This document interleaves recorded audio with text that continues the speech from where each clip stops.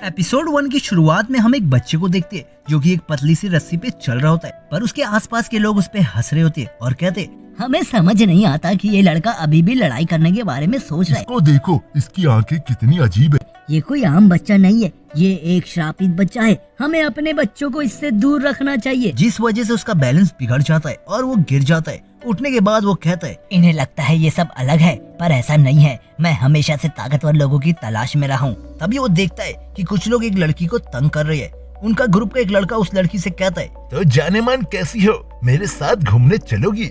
मुझे छोड़ दो, वरना मुझे ये सभी अंडे तुम्हारे मुंह पे मारने होंगे। मुझे हमेशा से ऐसी लड़की चाहिए थी जो बहुत ही नौटंकी हो। और साकुरा ये सब देख रहा होता है और कहता है, इन्हें लगता है ये सभी बहुत ताकतवर है। ऐसे बीच चौराहे पे लड़की छेड़ना अच्छी बात नहीं है दोस्त। आखिर अब तुम कौन हो? तुम्हें लगता है तुम अकेले हम सबको मार दोगे? लेकिन साकुरा बहुत ही आसानी से इन सभी को हरा देता है और कहता है, तुम्हें लगा तुम सब मिलके मुझे हरा दोगे, तो तुम बहुत गलत फहमी में जी रहे हो। और ये याद रखना, अगर तुम ताकतवर हो तो तुम्हारा बाप तुम्हारे सामने खड़ा है। उन लड़कों को कुत्ते जैसा पीटने के बाद वो लड़की साकुरा को थैंक्स कहती है। मुझे यकीन नहीं हो रहा कि ये लड़की मुझे शुक्रिया कहने आई है। ऐसी बात नहीं है, मैंने तुम्हारी मदद नहीं किया, मुझे बस उन्हें सबक सिखाना था, समझी? मेरी जान बचाने का शुक्रिया। वैसे मैं पूछना चाहूंगी, तुम्हें भूख तो लगी है ना? हाँ, थोड़ी बहुत।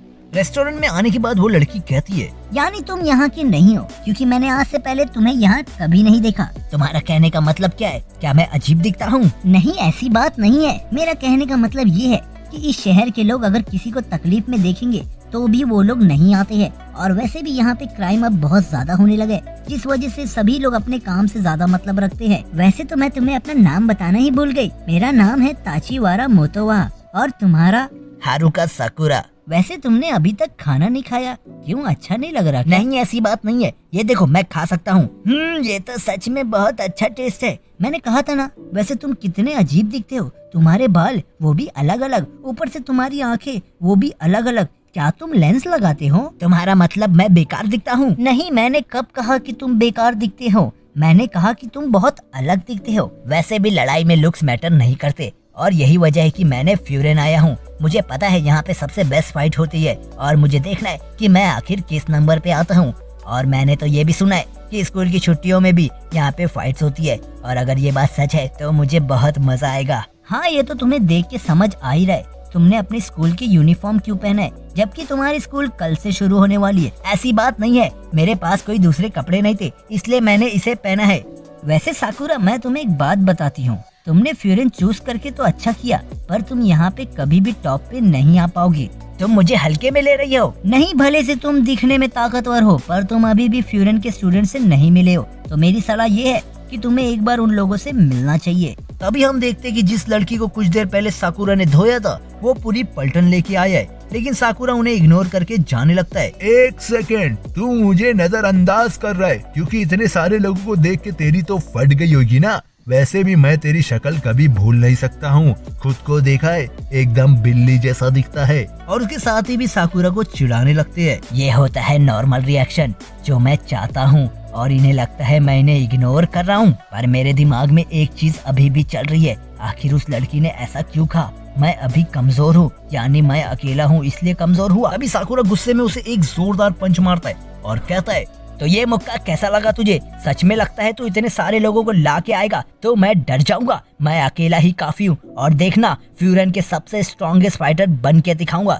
तभी हम देखते कि ये सभी साकुरा पे एक साथ हमला करते हैं। सच में लगता है कि तुम एक साथ आओगे तो मैं डर जाऊंगा। मैं तुम सबको आसानी से हरा दूंगा। तभी हम देखते कि उनके ग्रुप का एक लड़का उस लड़की को पकड़ लेता है और कहता है, हे इधर देखो, अगर आगे बढ़ा तो मैं इसे मार दूंगा। लेकिन साकुरा बिना डरे आगे बढ़ता है और उसे एक जोरदार लात मारता है। अचानक एक बंदा पीछे से वार करता है, लेकिन साकुरा अपने लात से उसे भी मारता है। आखिर ये सब कब तक चलेगा? अगर ऐसा ही चला तो मैं इन्हें रोक नहीं पाऊंगा। भी साथियों, एक साथ इसके ऊपर हमला करो। इन्हीं बीच एक आदमी साकुरा के पैर पे वार करता है और दूसरा आदमी साकुरा के ऊपर वारी करने वाला होता है, लेकिन साकुरा बच जाता है। अगर ऐसे ही चलता रहेगा तो मैं इन्हें रोक नहीं पाऊंगा, और यही वजह है कि मुझे किसी की मदद करना नहीं पसंद है। अचानक ही एक लड़का सामने से साकुरा पे हमला करता है, पर इतने में फ्यूरेन का एक स्टूडेंट आके साकुरा को बचा लेता है और कहता है, तो तुम फर्स्ट ईयर से हो, घबरा मत, अब इन्हें मैं संभाल लूंगा।